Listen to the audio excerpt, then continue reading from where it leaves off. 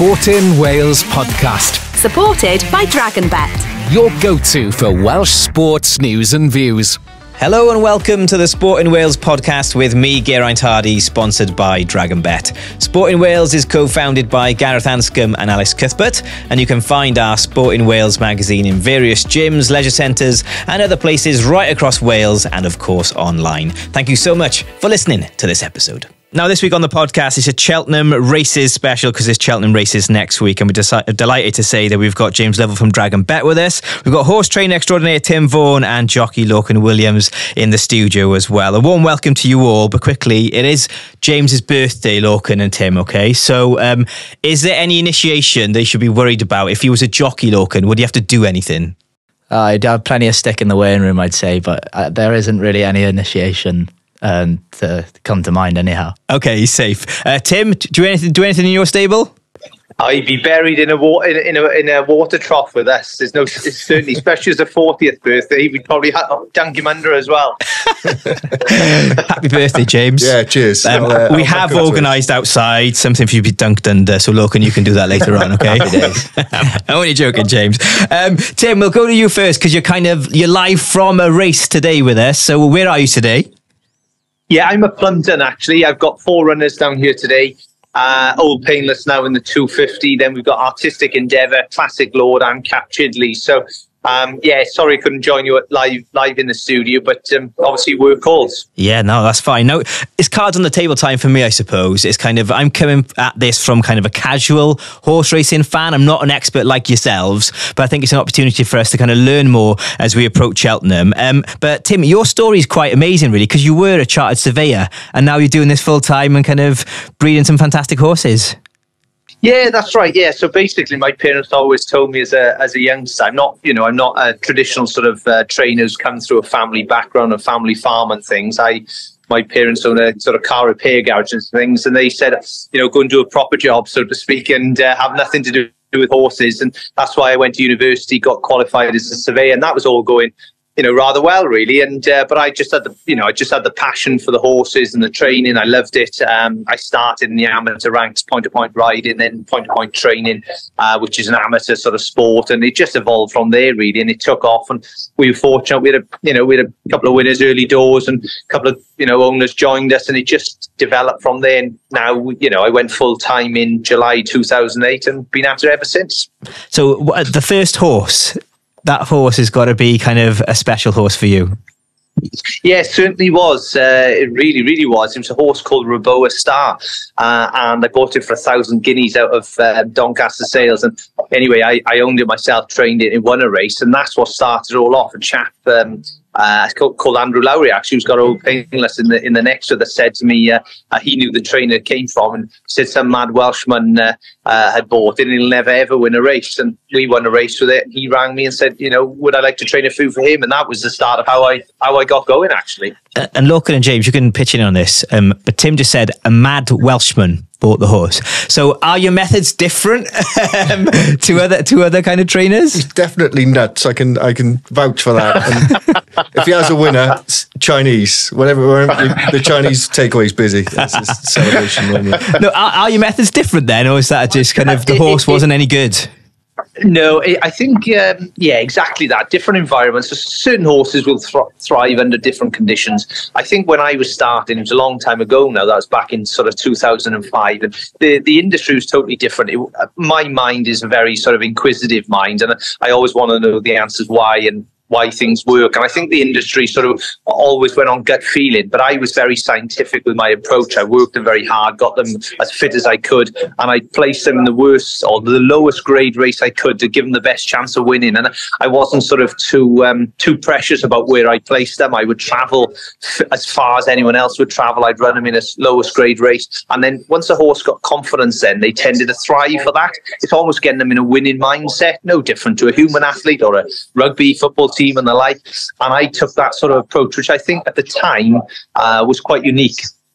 He was very sort of traditional sort of sport, and other than Martin Pipe, I suppose, really, who sort of revolutionised things. And then I think it went steady for a few years, and I came along and just attacked everything completely differently. And I was very aggressive in my approach, and that's it definitely helped me get going in this industry. Really gave me an edge that other people weren't thinking about, and we probably got to run on a lot of trainers for 4 or 5 years, which enabled me to build up my team, and more owners joined me. And you mentioned earlier 1,000 guineas. What is that in pounds? So basically a guinea is it's either 5 or 6 pence. I'm trying to think. Actually, a guinea is a pound is equivalent to £1.06. All that is so they say that rather than saying it's £1,000 plus a 5% or 6% commission fee for the auctioneers. It's a traditional thing that's happened over years and years, well, hundreds of years. But it's always stuck in horse racing. When you buy any horse through the sale, you usually buy it in guineas, and that's effectively the commission the auctioneer charges on the purchase. It's the exchange rate, for want of a better word. Yeah.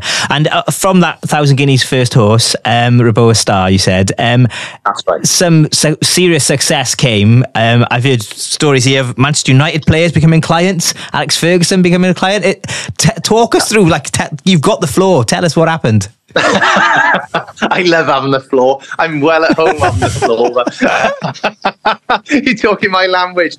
No, what happened then is Andrew Lowry, as his head off the race, he got me going. He bought 1 or 2, and funnily enough, then James's dad, John, came on the scene, and he was my first sort of owner. Said, right, you can have a few quid, go and buy a horse, and we did for him. And again, this was all in the point-to-point world. We started then under rules, and I had a sort of 10 point-to-pointers. I started running them in national hunt races, and I was exploiting sort of the race programming structure, is for want of another word.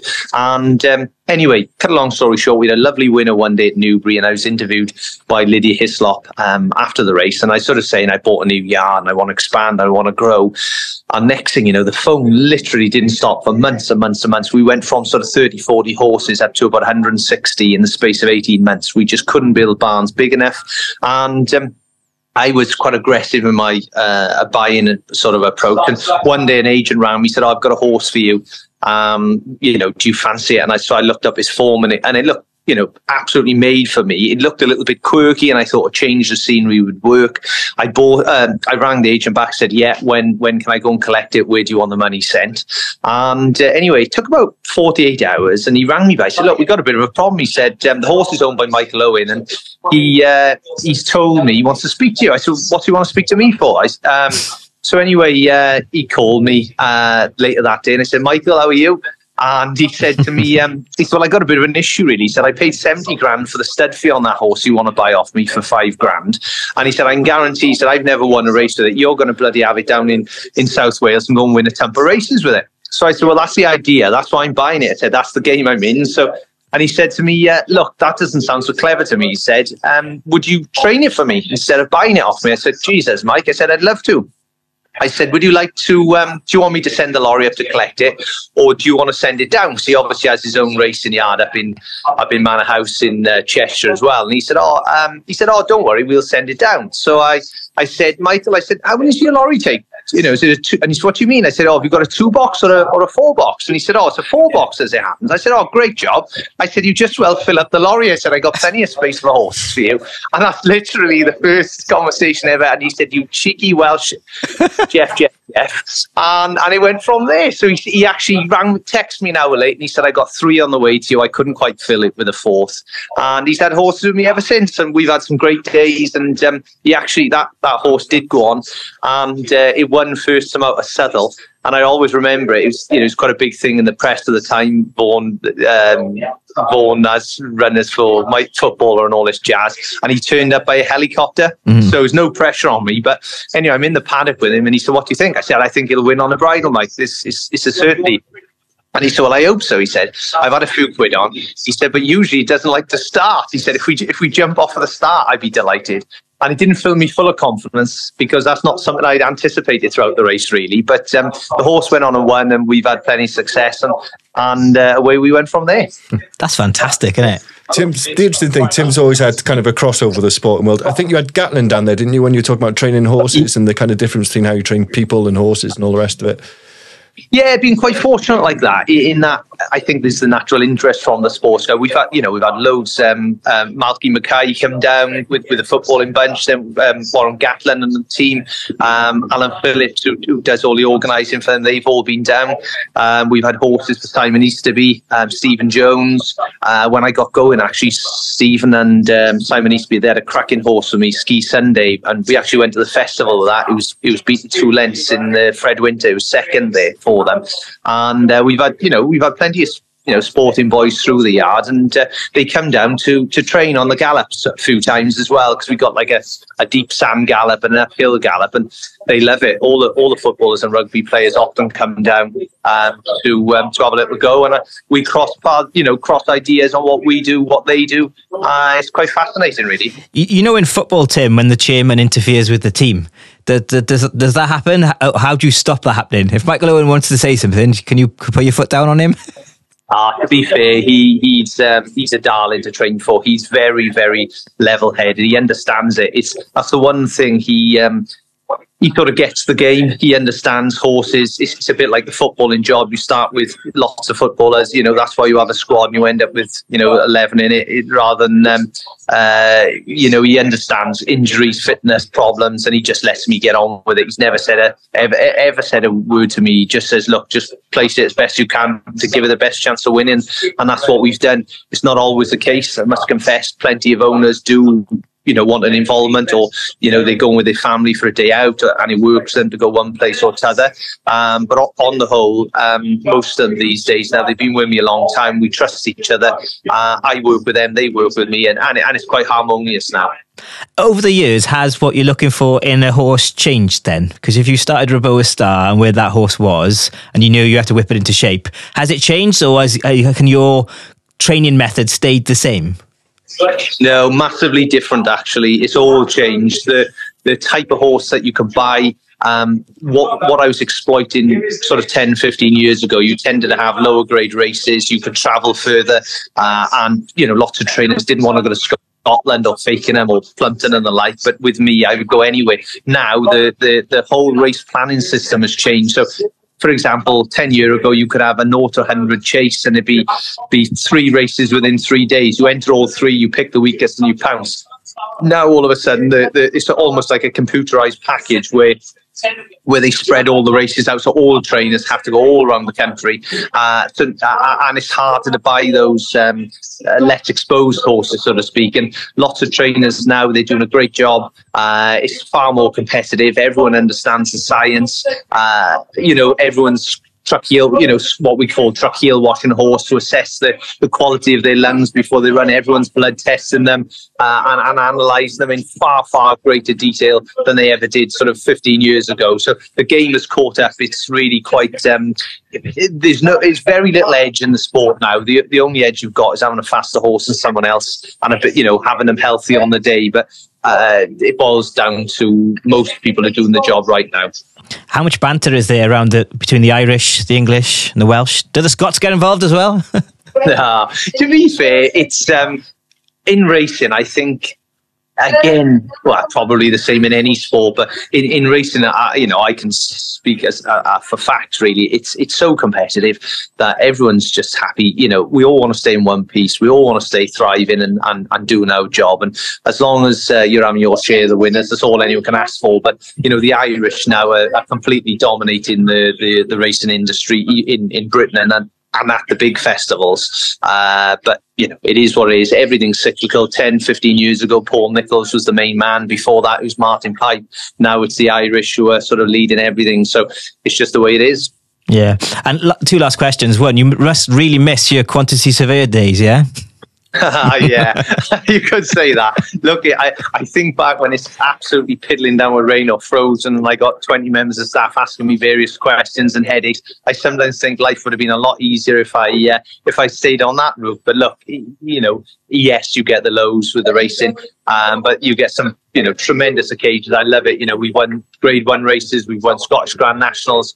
It's a feeling you can't replicate. It's an immense buzz, and I just love it. And the big thing for me is delivering, and the owners just getting so excited, and you're part of a team. I love it. Yeah. Is there one kind of prouder moment than others, or kind of are they all kind of special for certain other reasons? I think if you ask me, standout winners, it would definitely be my first ever Grade 1 winner. That's the pinnacle of the sport, winning a Grade 1. That was at the Aintree Festival with a horse called St. R.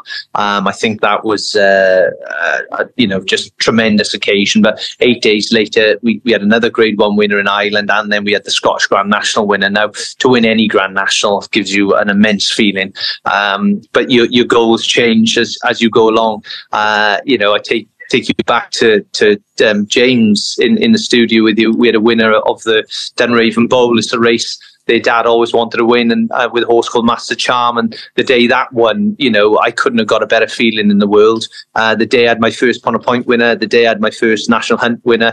It's they're all moments that stand out. It's so hard. It's a competitive old gig, and when you have them, you've got to enjoy them. Yeah, fantastic stuff. So, like, one of the major horses, if you win a Grand National, and these guys that might say to me differently, or have a different opinion to you, what does that, if I haven't got the money, but if I wanted to go and buy that horse, what's it going to cost me? Too much. That's the problem. That's the problem. You can't go and buy a Grand National winner. There's only one Grand National every year, and only one winner every year. So 18,000 horses in training. How do you buy that winner? It's almost impossible. Howick. Sorry? So there's a horse that's well up in the betting for the Gold Cup. Howick. I think he cost 500 quid, didn't he? 800 quid. Oh, sorry, yeah. So he, there are the odd flukes. 800 euros actually. Yeah, 800 euros. I thought you were on about a Welsh Pon a Point then. By Chepstow for a moment, James. No, Howick. He was bought for 800 euros in Ireland as a yearling, and he's gone on to win a King George. And he's high up in the betting for the Gold Cup and Grand National. Some amazing stories. So it can be done, but more often than not, it's all about the numbers. You need to go through high quality, well-bred animals who are bred to stay that sort of distance. So genetically, they've got half a chance. There's plenty of freaks in the sport, but you need to buy a good pedigree, and then you just keep doing it until you land on the right one. And more often than not, those type of horses end up in the similar yards because those big yards tend to be able to buy more frequently. Yeah, because you're on the other end of the spectrum. You have I ride Colwell Potter out every day. He's just been bought for 740,000 by Jed Mason, Sir Alex Ferguson. So then you've got Hewick, who's 800. Hang on, I'm parking Tim for a minute. Are you going to meet Alex Ferguson then because of that, Lorcan? I've met him a couple of times. I rode for him in the Grade 1 at Aintree in the Melon Chase on Hitman. I think my third ride for Paul Nicholls was actually for Sir Alex Ferguson on a horse called Rouge Devils. So I've met him a couple of times. My mother's met him as well. So that's cool, isn't it? Yeah, it is pretty cool. Yeah, all my mates back home couldn't believe it. So does he give you like a team talk, like he would have done to the footballers? He's calmed down since his younger days, maybe. Yeah. But I think for them, people, they're just there to enjoy the day out, aren't they? So I'm probably I get the good side of him anyhow. Yeah, no boots in the eye like David Beckham got or anything like that. No, that's scared of giving it a bad ride, wouldn't you? That's amazing. Well, Tim, I know you've got a dash, so just quickly, we'll get it from the boys later on in the pod. But have you got a Cheltenham tip for our listeners to kind of have a think about and ponder this week? Well, I thought Facto File over in Ireland, he won. He was only a 2-runner race last time, but by God, he was impressive that day. And, the timing of the race, he looks a very nice horse. I think he runs in the Brown Advisory 3-miler. Tishan Lorcan may be able to tell you a great deal more on him, but I thought he was very, very impressive. And I think he'll have an entry, as far as I'm told, in the champion bumper. I remember tipping a horse up last year called Captain Teague of Paul Nichols's, who a friend of mine, Tom Malone, had bought the horse. It won a sort of fairly low grade bumper, and anyway, they were raving about it to me, and that was 40 to 1 shot, and that went in. James, you might recall the night I told everyone about that horse, and Sean Bowen was abusing me, saying I had no chance. Well, you're never wrong, you, Tim. Not on this occasion, I wasn't. But lads, it's been great to join you. Yeah, thank you so much. All the best today, and all the best for everything in the future. Thanks for your time, Tim. Absolute pleasure. Thank you. Bye. There we go. We've had some notes to write down there already then in terms of bets for Cheltenham. Nah, he's wrong about Tishan. Yeah, go on, tell us why then. No, Paul has another horse in there called Quebec who's Tishan's got quite a bit of hype about him because he won first time out in a point very impressively, and he was bought for quite a bit of money by one of Paul's biggest owners called Johnny Delahaye and Sam Delahaye. And yeah, he's got quite a bit of hype about him, but there's another horse called Quebecois who won in just as good style, who's just got a lesser profile probably. So you might be riding him, look. Yeah, I might be riding him in the Champion Bumper. So hopefully he'll be all right. We'll see. So when will you find out then that you are riding that horse or not? So you have a thing called declarations, where the trainers decide to declare their horses who actually run for the race. So that's 2 days before. And then I have an agent called Ian Popham, who's a good friend of mine. He used to ride actually, and he rode for Paul Nicholls as well. And he basically just calls up the trainer and just says, look, Lorcan's available. Do you want him to ride this horse or so forth? So, look, nothing's set in stand yet, but I race course galloped him, which is just sort of type of training, last week at Kempton, and he went really well. So, yeah, fingers crossed. So you've got a bond with the horse, so it makes sense for you to ride it again? Yeah, well, hopefully, yeah. Yeah, no, I know him pretty well, and a good mate of mine rides him out every day, so. It's really important for jockeys, as far as I understand, to get to know horses. So Lorcan to be exercising him in the morning, you'll know when the horse is feeling right, what to do with the horse. So quite often the guys who ride him a lot get the rides on the day. That's not always the case though, because you could just ride a horse that you have kind of never met, I suppose, is the way to put it. Yeah, no, it is quite bizarre. And on about Cheltenham, like I've ridden at the festival quite fortunate quite a few times. And yeah, sat on horses I've never ridden before for like Tom George and people like that. So yeah, I guess for us it's quite normal, but we're paid to do a profession, and as long as we do the research on the horse, then it's not too different really. What do you mean by research? What will you do to prepare for that horse then? So basically every horse is different. They've obviously all got a personality, but they've also got traits. Some horses are fast, some horses are slow. But meaning they're fast or slow isn't a bad thing. It's just the tactics during the race. Right. Okay. So a horse that's probably a little bit slower probably wants to be further forward in the pack, whereas a horse that's probably faster, you could often save a bit of energy and use his pace towards the end of a race. So that's sort of, and it's also the jumping aspect. Some horses make mistakes, some horses don't. Some horses are more enthusiastic during a race, so they're more stronger. And some horses are, as they say, behind the bridle, which is they need a little bit more encouragement. So we'll just watch replays of previous races and do our studying and see what we think will happen, and then we get instructions on the day. The best jockeys would be the best tacticians, perhaps? Yeah.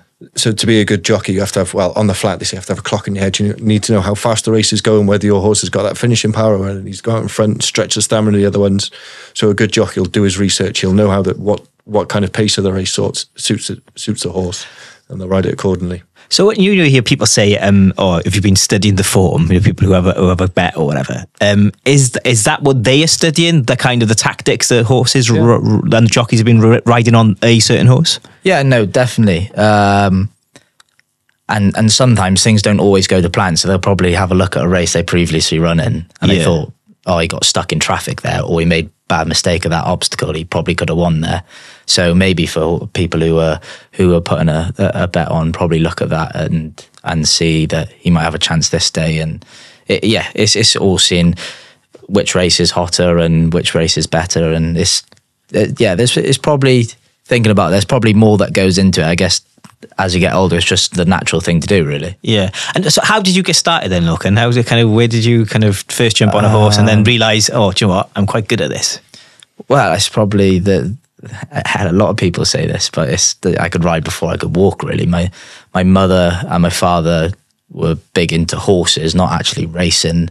They had horses when they were youngsters. And then I suppose I grew up on a farm, and I was around horses all my life. And I started pony racing, which I was amongst the likes of James Bowen, Sean Bowen, John Joe Neal, Megan Nichols, and etc. I could go on and on and on to write a list. And it sort of grew from there then, and I was lucky enough. My mother and father were very supportive, took me everywhere. And then I'd done a thing called an advanced camp at Newmarket Racing School, and I won an award there, which was a week's work experience at Paul Nichols's, and went down there for a week and really enjoyed it. And then Paul asked me to come back during the summer, and I went back during the summer and left school early and never went back, and I've been there ever since. I've been there for 9 years now. Wow. So how old were you when you first kind of went there for that summer? I was around 14, 15. Yeah. So I just enjoyed horses, really. I just love horses, and it was just my passion. And I never really thought of I used to walk around the yard, and during breakfast, when you're young, you don't want to be in the breakfast room with other people because it's a bit intimidating because you're young. And I used to walk around the yard, and it was sort of the feeling of what would it like to be riding for Paul Nicholls, never mind riding a winner. And then it's sort of grown from there that you have competitive nature then. Yeah, because that's where is that where you are? That you're in Paul Nicholls' stable. We've heard him be mentioned quite a few times in the pod already. So you're there week in, week out, yeah? Sorry, yeah. So basically, I've been with Paul since I was 15. Like I said, went there, and then I've been employed since I was 15, and I started being there every day, exercising the horses, and I was an amateur. I started off as an amateur, and basically, my first year I was doing point-to-point, and I was riding probably slow horses, which is hard to say, and average horses. And to be honest, my first season I didn't have any success, and I didn't actually enjoy it. And I thought, bloody hell, what am I doing? I left school for this. Left school for this. I'm going to go back to rugby or go back to doing the farm. And my mother and father said, no, stick at it. And then I was quite fortunate enough that Robert and Sally Olner, who were very successful in the racing, had their own point-to-pointers and picked up on my name and asked me to ride their horses. And it was really fortunate then that their horses were very good. And yeah, I had a lot of winners the next season, ended up being champion amateur, and it grew from there really. And I was just quite fortunate. And Paul then all of a sudden just said, look, you're going for your conditional jockey course, which is leading to being a professional. And stem from there, and I've never looked back really. So what does a normal week look for you then like? If you got a race on the weekend, what does like Monday to Friday in preparation look like for you? So as I was saying earlier, with declarations and stuff like that, the horses get declared. So your week really starts on a Sunday because you can see what's going on through the week. And usually for me, I'm quite quiet through the week, apart from your Fridays and Saturdays and Sundays. So for a Monday morning, I'd probably get up around 6 o'clock. I say 6 o'clock. That's if I get up. I'm horrendous in the morning. Okay, fair enough. So around 6 o'clock, and then I go into Paul's, and they do the board. So the board is where they have all the employers' names down, and they sort all the horses that are being ridden out, who's riding them, and people have set horses most of the time every day because they suit that horse day to day. So I go in, they organise that, and then I do a full morning at Paul's, which is from 6:30 to 1 o'clock, and I exercise all the horses. So that's normally my day to day, and then I go and do some exercise after. I go running and stuff like that, just to look after my weight. So, but if I'm racing then, which is usually on a Friday and Saturday, I'd still get up and go and exercise a horse if I can, and had time before I could go.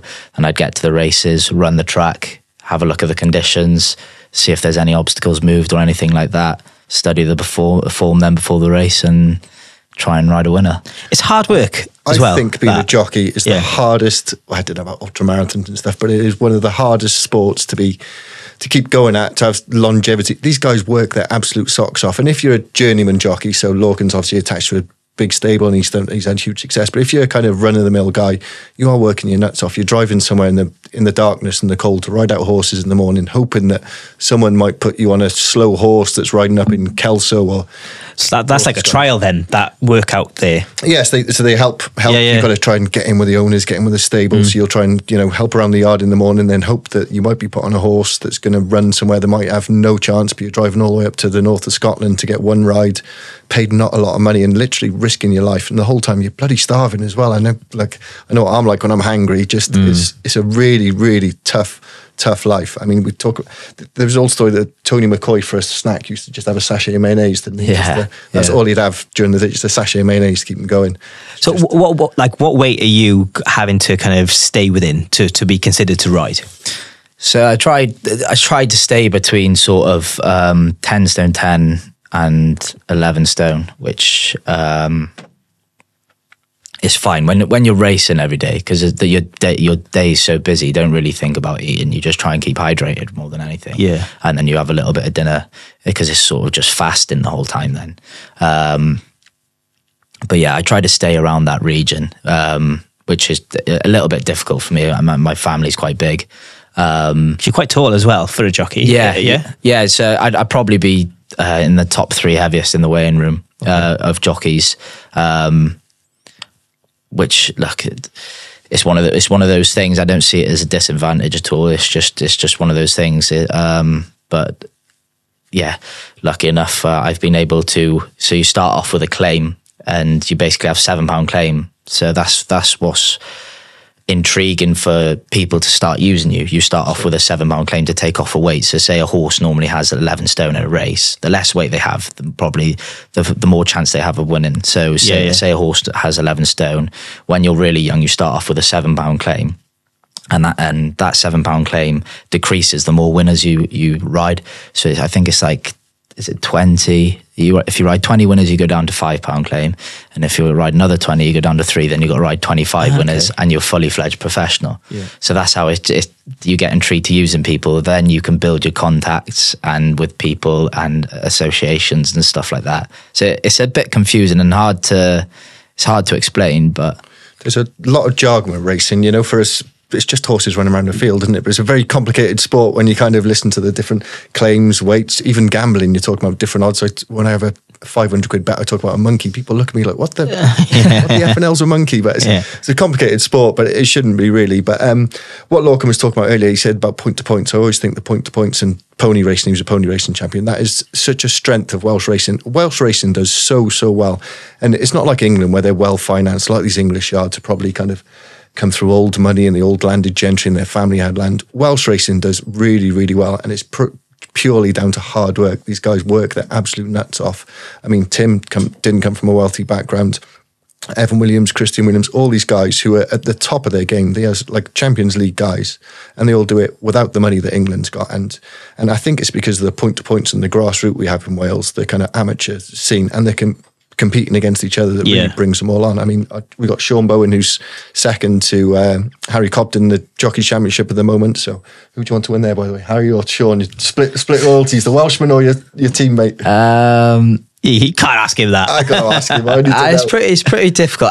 To be honest, I'd like to see Sean win it this year, even though I think it's a little bit doubtful, unfortunate, if he's saying. I would love to see Sean win it just because I think Harry Cobden's got more chance of winning it again than Sean. Sean's had to work very hard. Not saying Harry hasn't, but Sean's worked very, very hard to be where he's and financially then, like you're paid a wage, right, to be with Paul Nicholls. Am I right in saying that? Yeah. To a certain extent? Yeah. So some jockeys won't be paid a wage and they'll just be trying to find a gig, find a horse. Yeah, so basically you get £220 every ride you have off of a horse. So you get £220, but obviously if you don't have any rides on the day, some journeyman jockey might not get paid, even if they go in and exercise the horses, because they don't have that sort of. It's like employment for me, really. Yeah. But it's just that I've been with Paul for such a long time that I've go in there and exercise the horses, and thank God he pays me. So I have a set wage every fortnight off of him. But if I go, like say I went to Doncaster yesterday, I rode one in the first and one in the last, so I get paid £220 for each of them. and then I get 10% of prize money of whatever they earn. So it wasn't a bad day yesterday, even though it didn't go to plan. But where did you place yesterday? Sorry. So I was on the favourite in the first, but that was the horse ended up falling, unfortunately. Okay. And then I rode a horse in the last, which was a bumper, and finished third. And then one of my mates beat me, so it's not too bad. How many bones have you broke, Lorc? Touch wood. I'm lucky. I'm one of the Have lucky you never ones. broken any? No.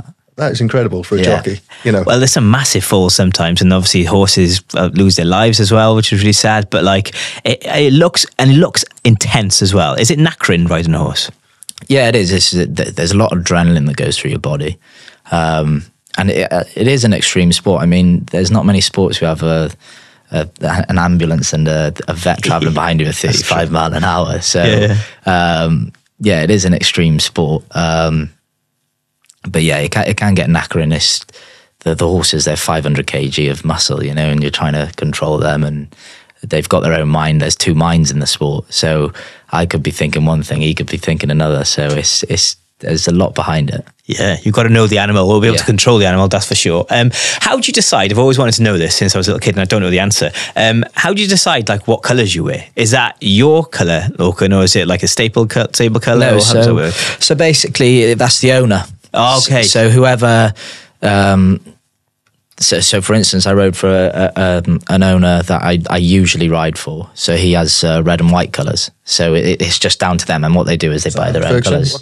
Oh no, there's Derek Coles. Yeah, Derek Coles, his name is. He's a great bloke. He owns horses with Paul and John Joe O'Neill and Jeremy Scott.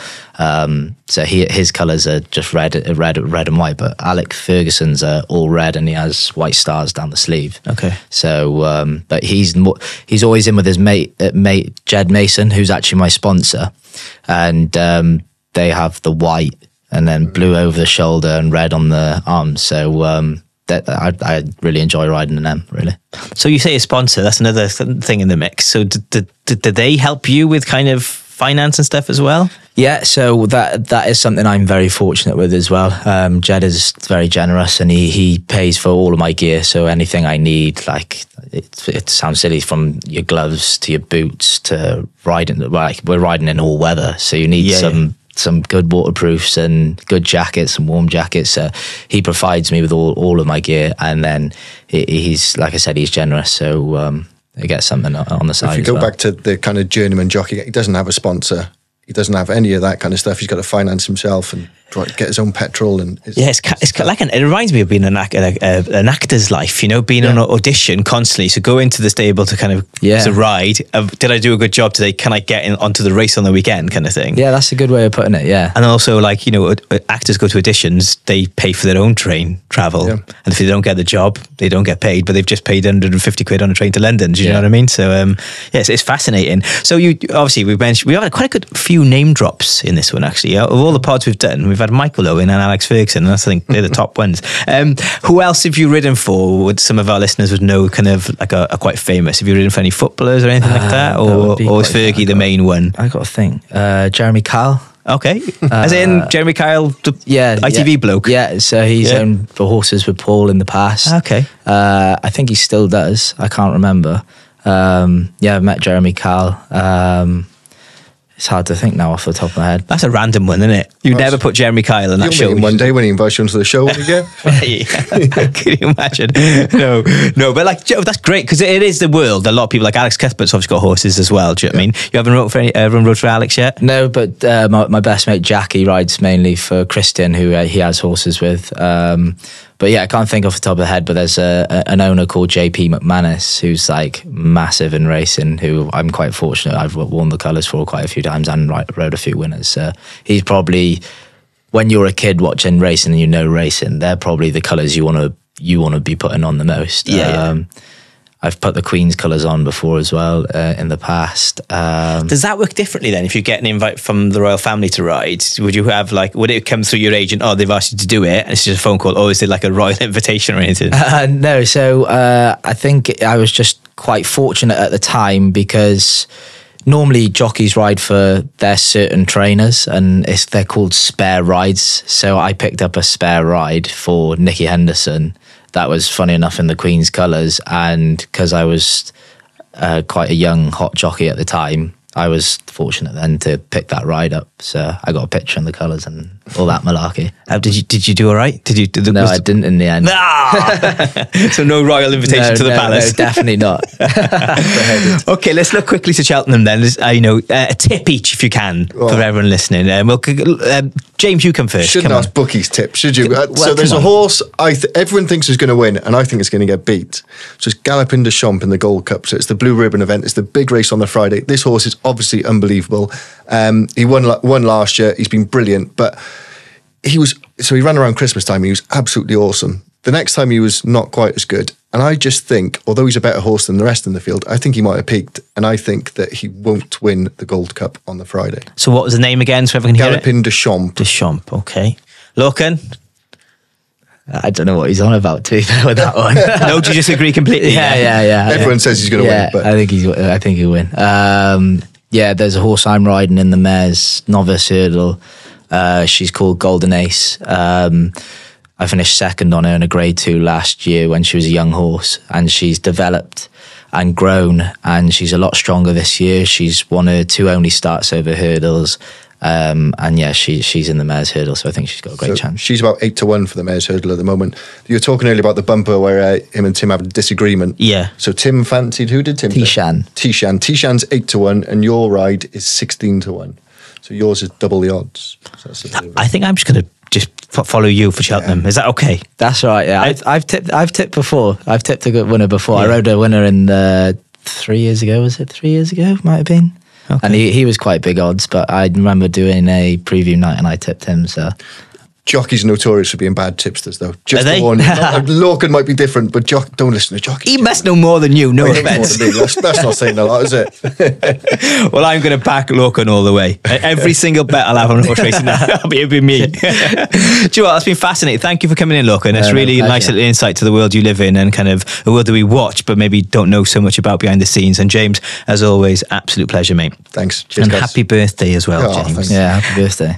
Okay, there we go. We'll be back next Monday here on the Sport in Wales podcast, and you can check us out on all our socials. Tell your friends about us and share the love, please, and we'll catch you next week. Wherever you go, wherever you are, enjoy your Sport in Wales week. Sport in Wales podcast. Supported by DragonBet. Your go-to for Welsh sports news and views.